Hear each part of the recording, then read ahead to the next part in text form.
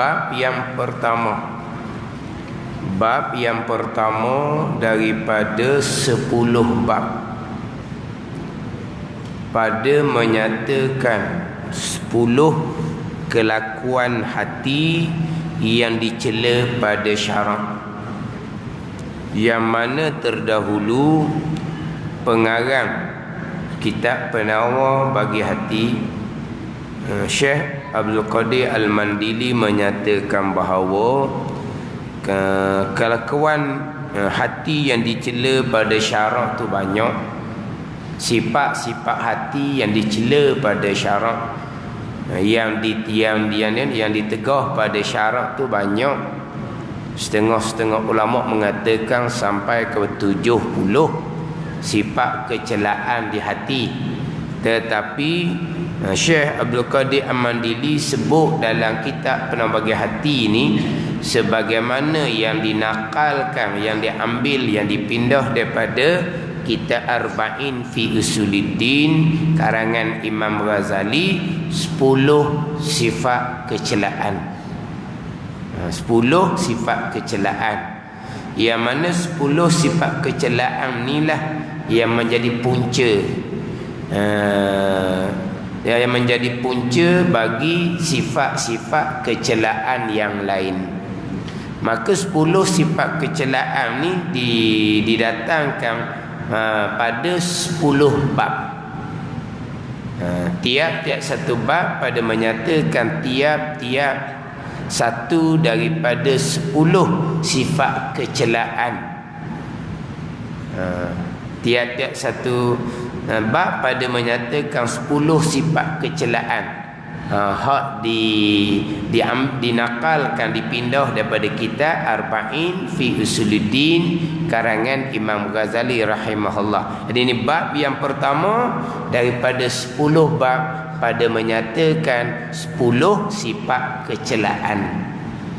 Yang terdahulu sudah didatangkan 10 sifat kecelaan secara ijmal, secara rekah. Ini tiap-tiap satu bab ini akan mentafsilkan, memperincikan akan tiap-tiap satu daripada 10 sifat kecelaan. Yang terdahulu datang dah secara ijmal, secara ringkas. Sifat kecelaan yang pertama, sangat loba atas makanan, syarahut ta'am. Ini kita nak bicara malam ni. Kedua, sangat loba atas berkata-kata. Ketiga, marah, bughdun, marah. Keempat, dengki, hasad. Kelima, kikir, bukhlun, bakhil, kedekut dan kasih akan harta. Keenam, kasih akan kemegahan, hubbul jah. Ketujuh, kasih akan dunia, hubbud dunia. Kedelapan, membesarkan diri, takabur. Kesembilan, ujub, perasan, hairan diri. Kesepuluh, riaun, menunjuk-nunjuk.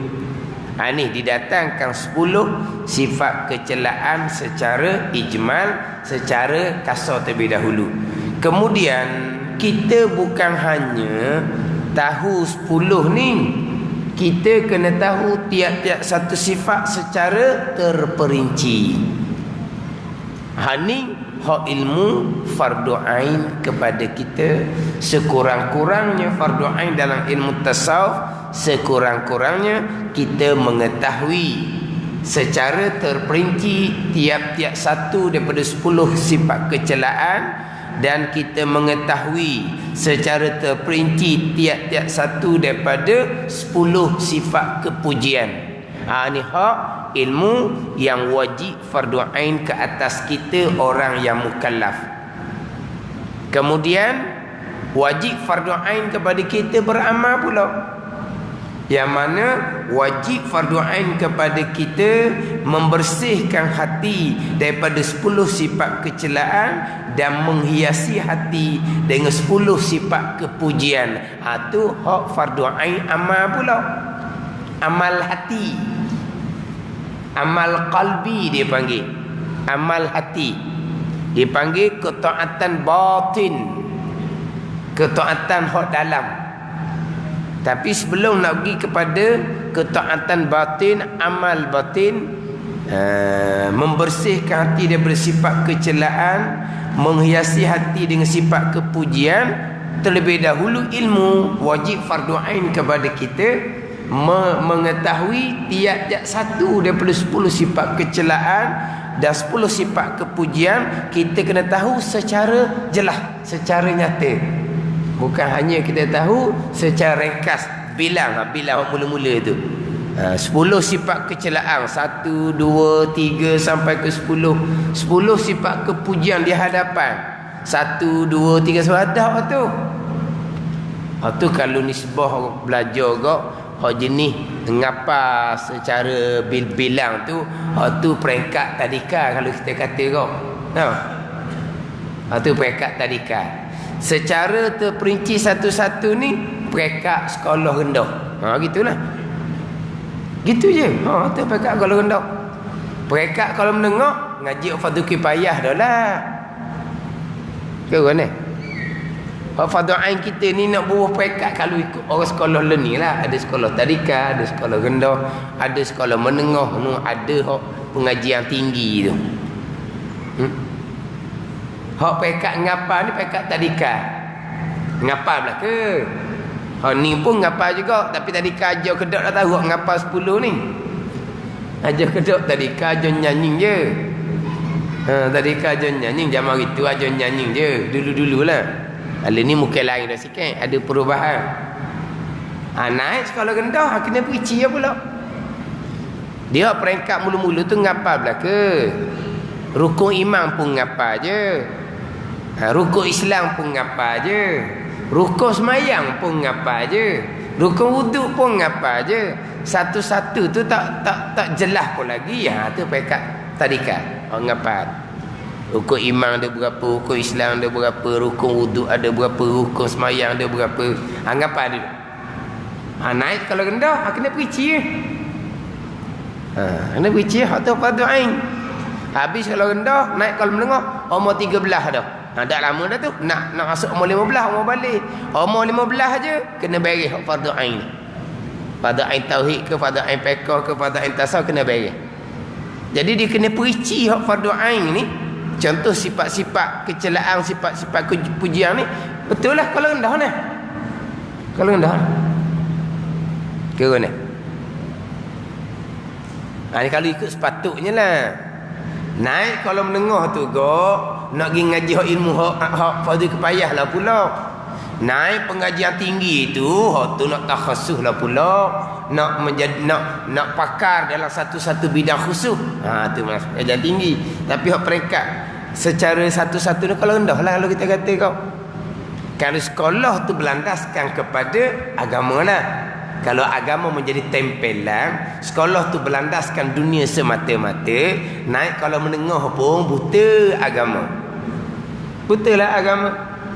Bukan naik kalau menengah, bukan kata terperinci 10 sifat kecelaan, 10 sifat kepujian. Hak 10 hak ngapa, hak pekat tadika pun dia tak tahu pun laginya. Hak ngapa 10 sifat sifat kecelaan, 10 sifat kepujian. Hak kata pekat tadika tu, kalaulah pengajian tu bukan berlandaskan agama, kalau menengah pun tak pernah ngaji, tak pernah ngapa pun. Mana sifat kecelaan, loba atas makanan, loba atas berkata-kata, marah, dengki, kedeku, kasih akan kemegahan, tak pernah-pernah pun kali. Batu sifat kepujian pula apa dia? Taubah, khauf, takut akan Allah, zuhud, sabar, syukur, ikhlas, tawakul, redha dengan qada Allah apa semua tu. Bukan? Bila bukan kata belajar tu benci, bila ngapa ni? Kalau menengah ngapa ke tak? Tak juga. Hak ngapa tadika kalau menengah pun tak ada lagi. Ni faham-faham lah. Kedudukan kita macam mana? Faham lah. Ni fardu ain ni. Kalau tanya bab semayang pula, secara terperinci tiap-tiap satu rukun 13 belajar tika mana? Hak ngapa niat tu pekat tadika. Hak niat tu. Dalam niat sembahyang fardu, mai sunat, apa semua apa nak kena niat. Di mana dia ajar tu perinci bab niat? Itu fardu ain tu. Niat imam, niat makmum tu, apa hukum dia, apa semua. Wajib ke? Syarat sos mayang ke? Nak dapat fadilah ke niat imam makmum tu bila ngaji ni? Kalau mendengar. Atau apa? Bila kita ngaji secara perinci untuk memastikan kita sah ke-6 rukun iman, termasuk rukun yang ke-6 qada dan qada, bila? Kalau rendah, dok kali. Kalau mendengar, saya boleh katalah kalau rendah tu dok sama dok barangkali sebab saya sekolah rendah. Kalau mendengar saya tak nak kata saya dok sekolah. Saya nak katalah saya hanya sempat sekolah mendengar tingkatan 1 sahaja. Naik tingkatan 2 masuk pondok. Gitu je. Jadi sekolah mendengar tingkatan 1 je. Jadi tak nak kata kalau mendengar. Kalau rendah tak ada. Tapi saya sekolah rendah di Felda Bukit Bading. Petang sekolah agama rakyat 2 jam tiap-tiap hari. Sekolah agama rakyat 2 jam tiap-tiap hari. Tak tahulah. Berkali kita dah belajar main dan kelas berkali lah. Tak ada rasanya. Ngapa-ngapa tu adalah. Ngapa tu pekat tadika. Naik kalau mendengar setahun tingkatan 1 sekolah agama. Cuti akhir tahun hidup pondok. Untuk isi masa kosong. Daripada duduk rumah sebulan lebih cuti tu kan. Jadi mak ayah kata hidup pondok lah. Bukan nak ngaji pondok. Hidup pondok untuk penuhkan masa cuti tu dengan belajar. Tak usah duduk rumah. Duduk rumah jadi main je. Zaman duduk rumah main pun tak ada TV pun, tapi main lah kata. Duduk pondok. Lepas masuk pondok tu duduk setakat. Jelas nak isi masa je. 1 perkara tak pernah dengar. 2 perkara tak erti orang ni. 3 perkara jahil ni. Bahasa-bahasa agama belaka. Barulah erti lah masuk pondok lah. Itu asal dia. Bukan nak ngaji pondok. Cuma nak isi masa kosong. Tapi bila pengaji 1 perkara, 1 hukum tak erti, 2 hukum tak erti, 3 hukum tak erti, gelak gambar ni. Kena ngaji pondok tu jadi duduk pondok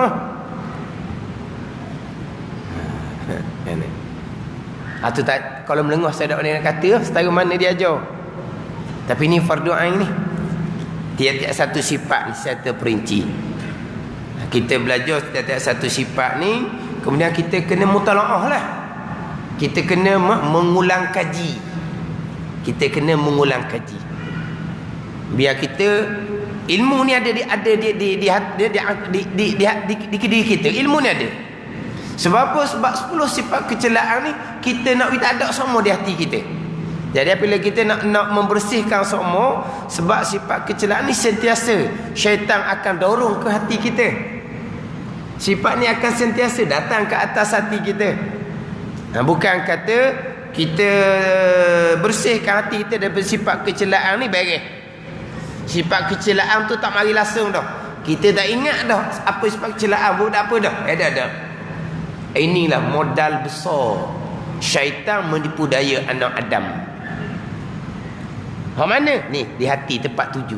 Sebab kadang-kadang kita ni anak Adam ni dak berapa cara mana hok basah hati hok dalam tu. Duk solek hok kat luar je.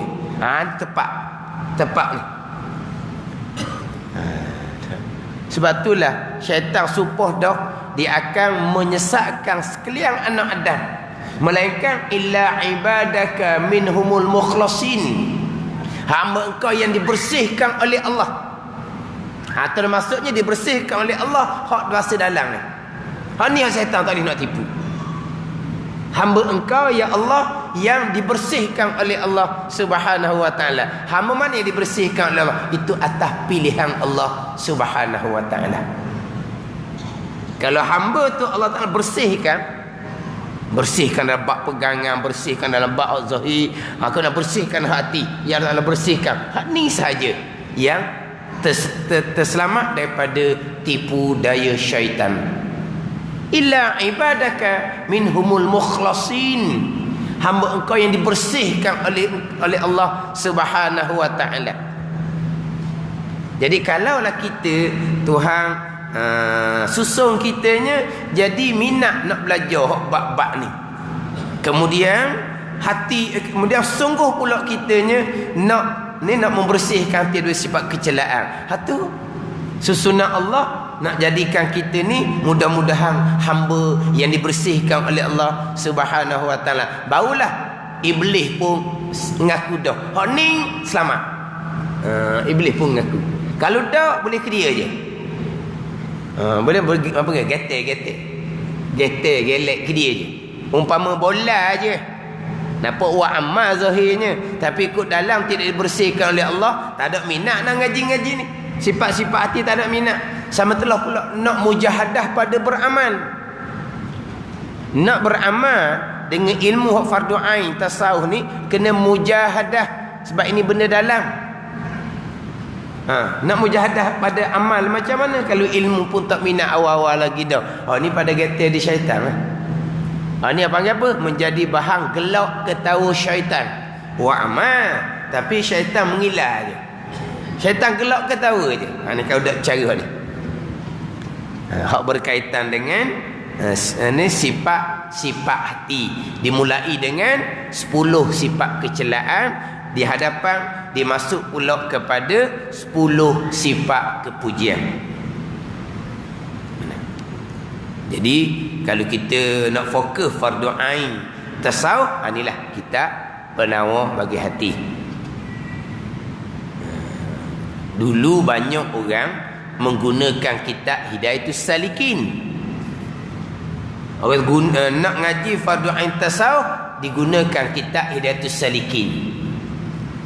Kitab Minhajul Abidin di dalam tu lengkap fardu ain. Kitab Minhajul Abidin di dalam tu lengkap fardu ain. Lengkap cukup di dalam tu. Tapi di dalam tu sudah banyak pembicaraan hak lebih daripada qada fardu ain. Tapi kalau betul-betul ngaji kitab Minhajul Abidin memang beres. Cukuplah kita fardu ain. Tapi di dalam tu banyak hak tinggi-tinggi. Ginilah contohnya kalau kita buka kitab fiqh hak tebal-tebal. Di dalam tu lengkap dak ilmu fardu ain, lengkap. Tapi sebagian besarnya bukan fardu ain. Tapi lengkap dak fardu ain, lengkap. Tapi kalau kita nak fokus fardu ain saja, contoh, ambillah kitab Wisyahul Afrah. Contohnya. Dan kalau kitab Matan Ain tak cukup ke? Fardu ain cukup di dalam Matan Badrin. Tapi Matan Badrin ni ada 4 bahagian fiqh. Bab ibadah, muamalah, munakahat, janayah, yang sebagainya sudah fardu kifayah. Tapi lengkap dalam Matan Ain fardu ain. Lengkap di dalam tu. Tapi kalau nak fokus fardu ain sungguh, Wisyahul Afrah. Itu contoh. Dan kitab Minhajul Abidin lengkap dah fardu ain dalam. Lengkap fardu ain di dalam. Tapi kalau nak fokus fardu ain sungguh, direct dulu, minhaj tu ngaji pula kitab penawar bagi hati. Tapi orang dulu-dulu dia banyak menggunakan kitab Hidayatus Salikin karangan Syekh Abdul Samad Al-Falimbani. Tetapi dalam kitab Hidayatus Salikin, kitab penawar bagi hati ada 3, dia ada 3 kitab. Ingat tak dulu? Ada 1 mukaddimah, ada 3 kitab. 3 tajuk besar. Tajuk besar yang pertama pada menyatakan pelihara 7 anggota zahir. Di dalamnya ada 7 bab. Mata, telinga, lidah, perut, kemaluan, tangan, kaki ada. Itu kitab yang pertama. Kitab yang kedua ni kita nak mula dah ni. Pada membicarakan 10 sifat kecelaan pada 10 bab. Kitab yang ketiga pada menyatakan 10 sifat kepujian pada 10 bab. Ada kitab penawar bagi hati. Dalam kitab Hidayatus Salikin, bab kitab yang pertama dalam kitab penawar bagi hati ni diduduk di bab yang ketiga. Mukaddimah ilmu. Panjang dah kita Hidayatus Salikin, cerita bab ilmu. Tu Hidayatus Salikin. Waktu orang tua tu dulu pakai Hidayatus Salikin. Sebab mukaddimah pendahuluan kitab Hidayatus Salikin cerita bab ilmu. Manakah ilmu fardu ain, manakah ilmu fardu kifayah, niat belajarnya macam mana, niat sebenarnya macam mana, niat hak terpesongnya macam mana. Panjang dia cerita bab ilmu. Dia pun masuk bab yang pertama, babul aqidah. Ni. Bab yang kedua, ketaatan zahir. Pergi pada pekoh. Panjang cerita bab pekoh. Masuk bab puasa lagi pekohnya. Bab yang ketiga barulah pembicaraan 7 anggota zahir. Bab yang keempat, pembicaraan ni 10 sifat kecelaan. Bab yang kelima, pembicaraan 10 sifat mahmudah. Jadi nak sapa ke bab yang ketiga, yang sama dengan kitab Pandai Bagi Hati ni, lambat nak sapa. Dia tauhid dulu, pekoh dulu. Tu ilmu agama. Tauhid dulu, pekoh dulu. Tapi nak sapa kepada bab yang ketiga, keempat, kelima dan kita Hidayatus Salikin yang sama dengan pembicaraan Pandai Bagi Hati ni, tak tahulah. Kalau jenis baca tu sekejap sapalah. Kalau saya mengajar nak sapa di bab yang ketiga tu, mati orang ngajar, mati orang belajar dululah nak sapa situ. Lambat nak sapa. Lepas tu kita nak direct lalu Pandai Bagi Hati. Ada. Dalam kitab Hidayatus Salikin beres 5 bab. Bab pertama tauhid, bab yang kedua pekoh, ketiga, keempat, kelima tasawuf. Bab yang keenam barulah bicara zikir. Bercerita bab zikir. Ni tauhid dak tak mana hala, pekoh dak tak mana hala, tasawuf dak tak mana hala, zikir. Kan kita dituntut berzikir kan. Tak ada syarat nak kemak akidah. Ni karuk. Ni berzikir tanpa syariat. Dia faham zikir ni hanya berzikir je lah. Ni belajar ni majlis zikir. Sembahyang pun zikir dia panggil. Tapi dia faham zikir mengatik itu je dia faham zikir. Akhirnya ilmu asas semula. Nanti. Kadang-kadang awak ingat je. Apa? Nak berzikir, nak ambil tarekat, nak syarat Kita orang Islam dah kan. Tahu kan tak ada asas agama. Ni awak dah kenal asas agama. Islam memang Islam sebab kita mak ayah Islam. Tapi imannya macam mana? Semayang bangnya macam mana? Ilmu pekoh. Ni, berhati ni macam mana? Memang kita orang Islam. Yelah tak ada ilmu, takkan tak ada sikit habuk. Ilmu fardu ain kena mesti. Tapi ada kedak? Tak ada. Tu pergi zikir lalu dah. Ni orang panggil apa ni? Orang nak berzikir tanpa syariat. Orang siapa dak semayang terang-terang tu senang. Ada kan orang berzikir dak semayang kan? Semayang pakai tu senang. Tu tak ada syariat. Macam mana kalau orang tu berzikir, dia semayang tapi ilmu akidahnya tidak diutamakan, ilmu pekoh semayang pun tidak diutamakan. Ada syariat apa panggil? Tak ada syariat juga. Jadi dalam kitab Hidayatus Salikin bab yang ke-6 baru bicara zikir. Tapi orang tu dulu memang kalau tasawuf dipilih kitab Hidayatus Salikin. Tapi nak siapa di tajuk tu lah. Kita sini siapa tajuk hak berkaitan dengan fardu ain tasawuf. Hak fardu ain tasawuf.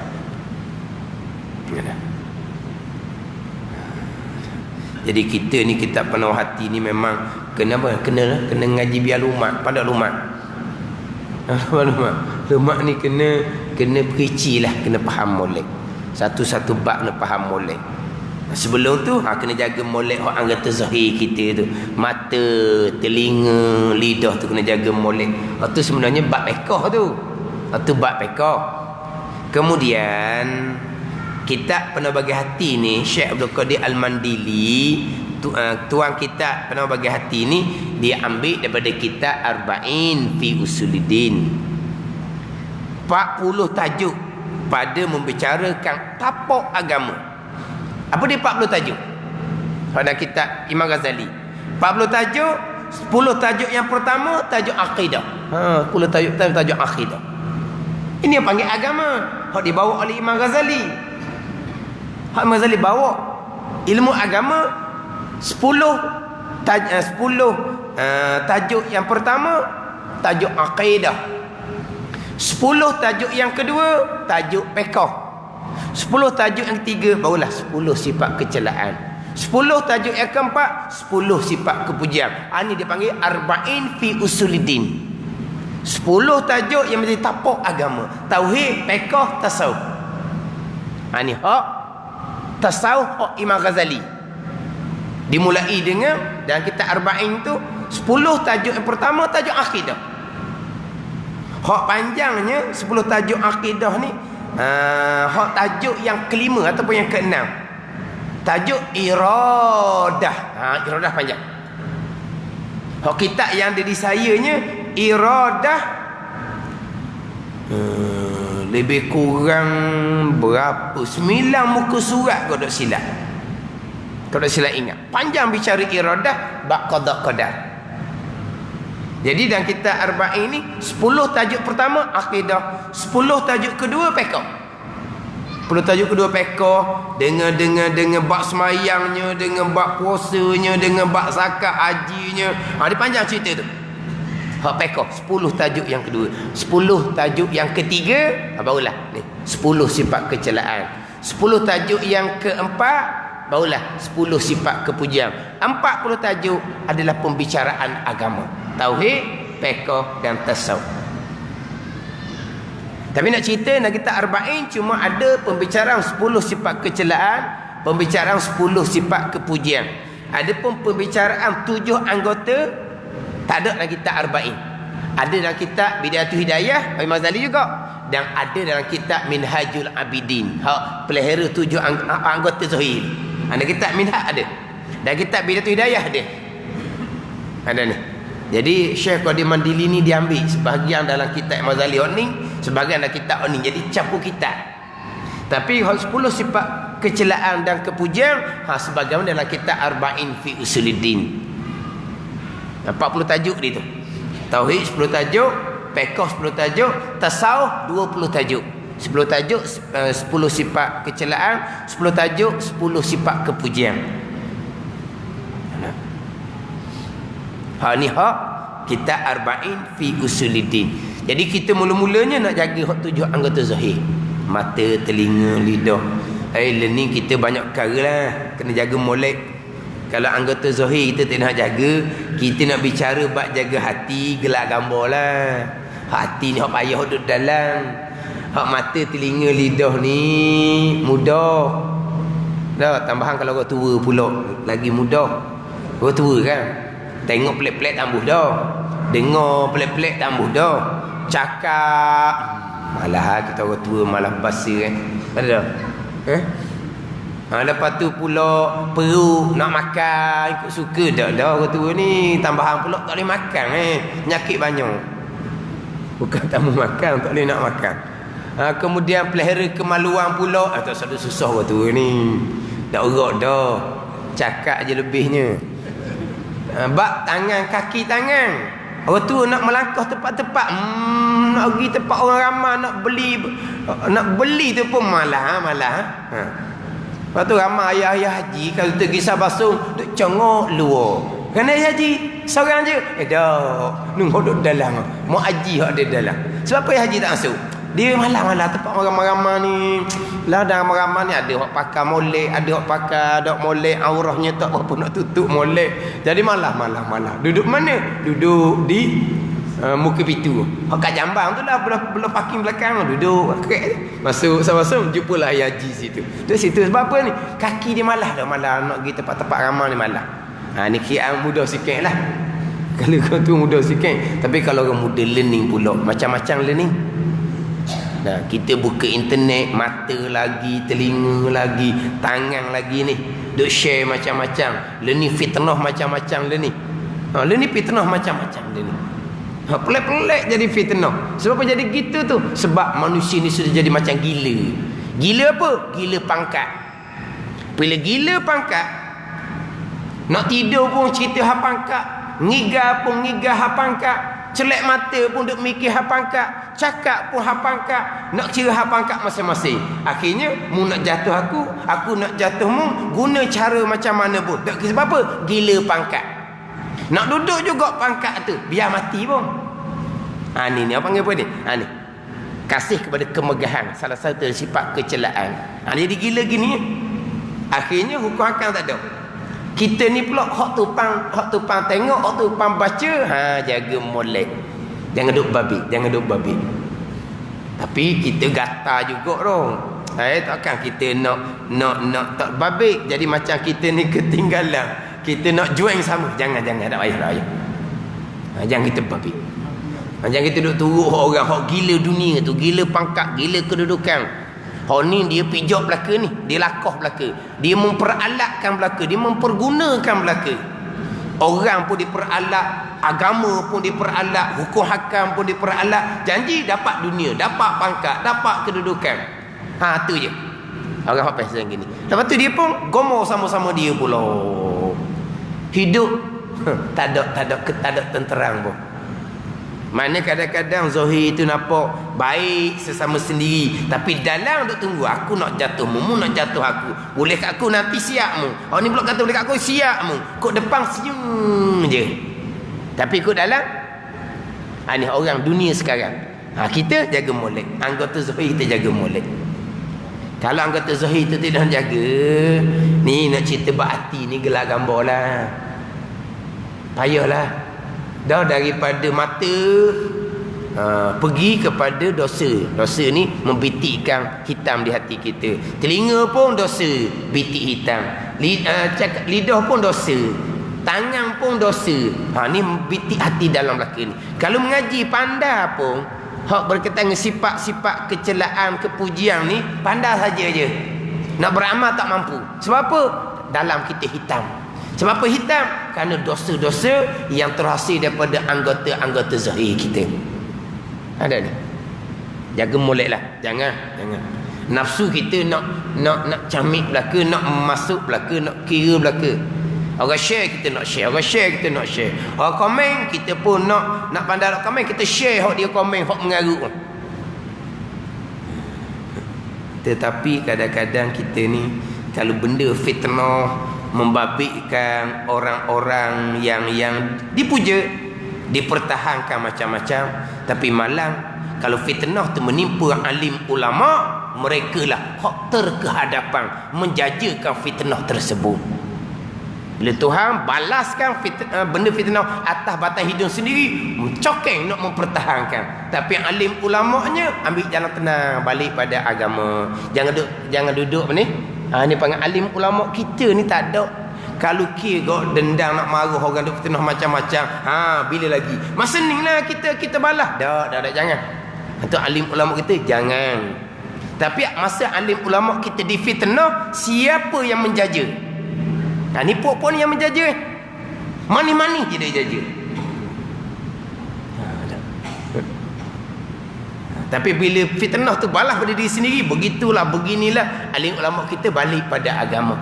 Balik pada hukum agama. Jangan ikut nafsu. Jangan ikut hawa nafsu kita. Hawa nafsu kita macam-macam tu yang duk ikut. Balik pada agama. Ada ni. Lepas tu kita jangan buat kerja zalim sesama manusia. Tambahan pula kepada alim ulama, terkadang Tuhan akan balas atas dunia. Hak akhirat tu sampai masa ni. Tapi terkadang atas dunia pun Tuhan balas dah. Tak akan ke mana.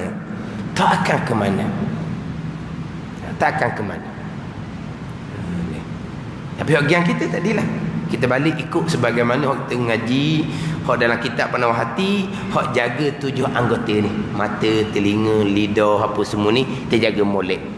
Tangan-tangan kita tu jaga molek. Tak sedut share-share lah. Tak sedut sambung-sambung kadang-kadang. Hai, pelik-pelik sungguhlah. Pelik-pelik manusia ni. Hak ni gini, hak ni gini. Tak ada nak turut, tak ada nak baca kita ni. Kalau kita duk baca situ, kita baca pula komen, tak pernah komen, tapi kadang-kadang terbaca komen tu, habis masa kita. Habis. Kita baca hak ni kutuk gini, hak ni kutuk gini, hak ni tambah pula, hak ni tambah pula fitnah. Hak ni jadi Allah tukang nulis tu pula. Kita tukang baca. Tapi kita tukang baca ni habis masa. Tapi dah baca sikit, nak baca pun habis. Tak boleh baca sikit, tak jadi. Ni masalah zahir belaka ni. Hak zahir pun tak nak jaga anggota zahir. Ni nak cerita bab anggota hati ni. Hak dalam ni pula macam mana. Kalau kita tak tengok, tak cara langsung, tak tahu pengepangan tau. Jadi orang panggil apa? Katok bawah tempurung pula. Kita tak tahu ke apa satu. Kadang-kadang apa dia? Tak tahu apa satu kita. Kena tahu juga apa dia. Lepas tu kita kena kawal. Kena kawal. Kena balik pada agama. Balik pada agama. Keluarga kita pun sama. Kita pastikan. Dia dalam ni kan FB ada macam-macam tengok. Anak kita FB macam mana. Dia duk main duk benda gitu. Dia campur sama. Dia pun share sama. Dia pun jaja sama. Ingat molek jangan. Fitnah ni pula dosa sesama anak Adam. Dosa sesama anak Adam. Macam mana kita di padang mahsyar? Pernah satu ni dalam FB tu dia ambil gambar padang Arafah. Berapa juta buku di Arafah. Kita di padang mahsyar macam mana? Macam mana kita nak cari orang yang kita ada kesalahan di atas dunia, nak kira, nak minta maaf dia. Kalau padang Arafah kita boleh cari ke tak? Padang mahsyar macam mana? Cuba kita fikir. Nanti dia mari satu pengajaran lah kepada kita. Satu pengajaran pada kita. Kalau padang Arafah tu kita cari hak dalam tu, hak kita ada salah dengan dia. Nak selesai dengan dia, sebab kita ada salah dengan dia. Dia pun cari ke tak? Matilah kita ni pun cari kat mana orang berjuta. Tapi kalau pada mahsyar, daripada Nabi Adam sampai kiamat tu akan dihimpunkan dengan malaikatnya, dengan jinnya himpun di tempat yang sama. Bayangkan. Ini dosa anak Adam. Patut kata jaga. Jaga hak anggota zahir kita, barulah kita nak bicara pula hak berkaitan dengan hati. Jadi kitab penawar hati ni dia memulai dengan 10 sifat kecelaan, disusuli dengan 10 sifat kepujian. Kemudian sifat kepujian dan kitab penawar hati dimulai dengan sifat taubah. Cerita mau taubah lah. Sebab kita nak taubah daripada kesalahan 10 sifat kecelaan. Kita nak taubah daripada kesalahan 7 anggota zahir. Kita nak bertaubah daripada kesalahan hak pekoh kita tu. Hak besar lagi taubah kitanya, kita nak bertaubah daripada kesalahan pegangan kita. Hak ilmu yang pertama. Ada ni. Ilmu pertama pekoh, tauhid, pekoh, tasawuf dimulai dengan 10 sifat kecelaan. Nak kena taubah belaka tu. Taubah daripada kesalahan pegangan. Taubah daripada kesalahan hak pekoh zahir, termasuk kesalahan 7 anggota zahir tu. Mana pergi pula pada taubah daripada ni kesalahan dosa 10 sifat kecelaan. Ni susunan hak ilmu yang wajib fardu ain kepada kita.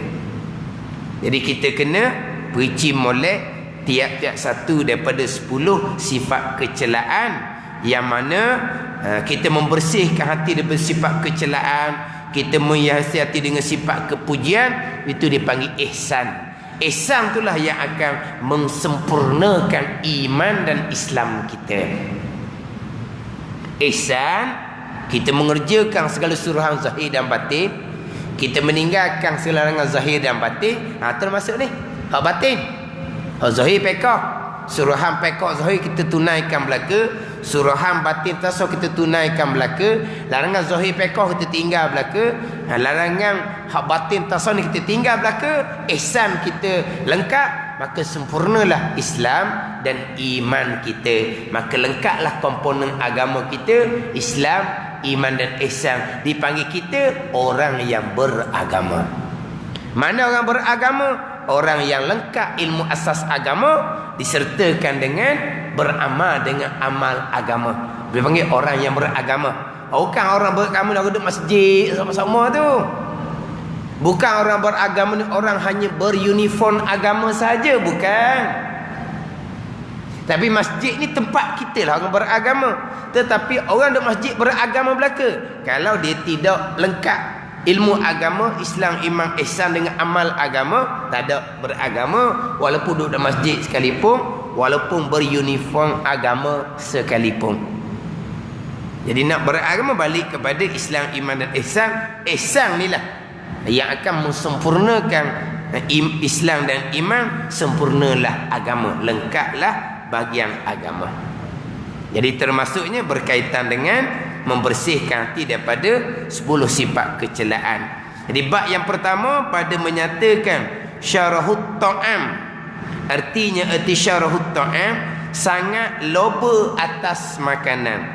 adalah sangat loba atas makanan itu, setengah daripada asal bagi segala kejahatan. Setengah daripada punca segala kejahatan. Jadi asal punca segala kejahatan mari daripada sangat loba atas makanan. Kenapa? Kerana perut itu tempat keluar bagi segala keinginan. Kerana daripada perut terjadi keinginan farash. Kemudian apabila mengerasi oleh keinginan makanan dan keinginan jima, nescaya terjadi daripadanya sangat loba kepada harta, kerana tiada dapat menunaikan dua keinginan itu, keinginan makanan dan keinginan jima, melainkan dengan harta. Dan terjadi daripada ingin kepada harta itu, ingin kepada kemegahan, kerana sukar mengusahakan akan harta itu, melainkan dengan kemegahan. Panjang tu. Kemudian bila menuntut ia akan harta dan kemegahan, dan mendapat ia akan keduanya, nescaya berhimpun padanya oleh beberapa banyak daripada kebinasaan, seperti riak dan takabur dan dengki dan berseteru dan lain daripadanya. Dan tempat keluar semuanya itu perut. Mari daripada sangat loba atas makanan. Panjanglah perginya pula. Keruan ni. Kitab ni kata, tapi kalau orang kafir memang hijaan dia makanan. Orang kafir kan, tang dia makan tu Allah pelik kita tengok. Kita orang Islam ni bab makan ni sederhana tau. Orang kafir tak ada. Hidup lebih kurang je, tapi kalau bab makan penuh semeja. Kiraan hidupnya makan. Tu je dia. Kita samalah. Kalau hidup kitanya, hati kita loba atas makanan. Hati ni loba, cerita loba ni hati ni. Taumuk loba ni hati. Hati kita mikir hak nak makan je. Ni. Mana kita? Bulan puasa pun makan je kira. Daripada pagi tu mikir makan je. Tangkap garang lah. Loba kita pada makanan. Loba pada makanan itulah akan bawa kepada nak kepada harta, nak kepada kemegahan. Dapat harta, dapat kemegahan, mari riak, mari takabur, mari dengki, mari berseteru. Sebab apa? Jalan nak dapat segala-galanya tu panjanglah. Kena belawang situ, belawang sini. Sebab apa ni? Untuk menyempurnakan ni loba atas makanan di hati kita. Loba atas makanan. Itulah dia kata asal segala kejahatan. Mari daripada mana? Mari daripada hati, sangat loba atas makanan, kerana perut itu tempat keluar bagi segala keinginan. Kerana daripada perut terjadi keinginan farash. Kemudian bila mengerasi oleh keinginan makanan dengan jima, nescaya terjadi daripada sangat loba pula kepada harta, kerana tiada dapat menunaikan dua keinginan itu, keinginan makanan dan farash, melainkan dengan harta. Ni disambung. Kemudian dalam kitab kita ni pun dia akan sambung satu sifat kecelaan. Habislah. Kita berhenti di